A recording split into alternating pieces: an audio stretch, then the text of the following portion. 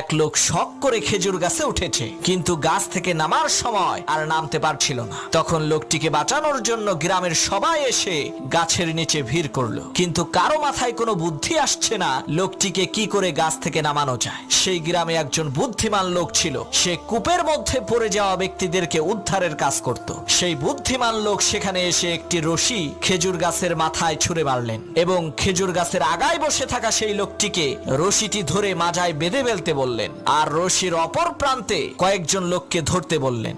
বুদ্ধিমান লোকটির কথা মতো তারা রশিটিকে ধরলেন। হঠাৎ করে সেই বুদ্ধিমান লোক বলল, এখন টান মারো।